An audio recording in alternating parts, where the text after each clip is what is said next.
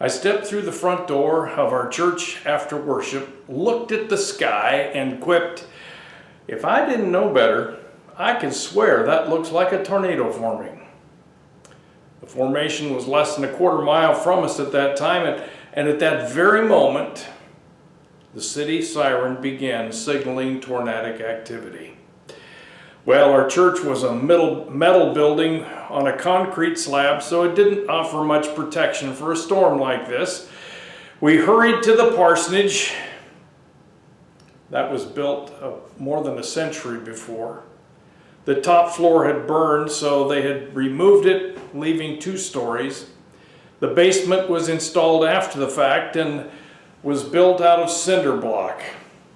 Over the years, the ground had moved, leaving huge cracks and misaligned blocks jutting inward about 3 inches. It was dirty and wet.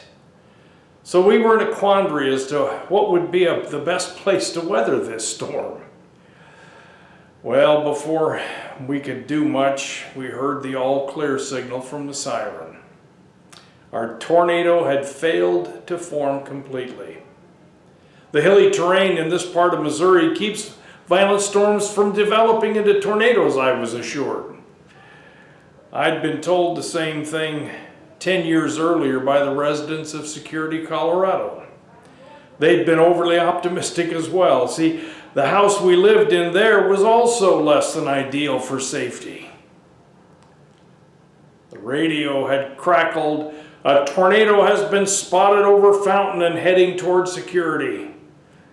Find low-lying areas for protection." Not 2 minutes later, the same radio announced, "Flash flooding is expected in Fountain and Security. Stay out of low-lying areas." So we huddled in the closet in the center of the house. We never found out if our plan was a good one because the tornado missed our location and moved on. Life is full of danger that we're never truly prepared for. Often hazards are not obvious until it's too late, recognizable only after the event has passed.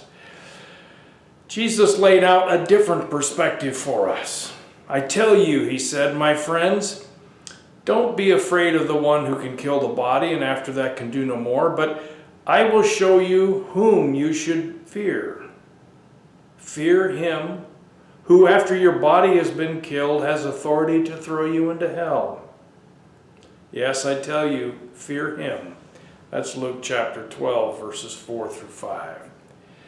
But Jesus also said, "I am the resurrection and the life. The one who believes in me will live even though they die, and whoever lives by believing in me will never die." Do you believe this? That's John chapter 11, verses 25 and 26. The word for die in Greek means to be separated. Someday we will be separated from this physical world, our temporary home, but we need not be separated from true life. He has promised to be our guide as we progress toward this transition we call death. Trust in the Lord with all your heart and lean not on your own understanding. In all your ways submit to him, and he will direct your paths. That's Proverbs chapter 3, verses 5 and 6.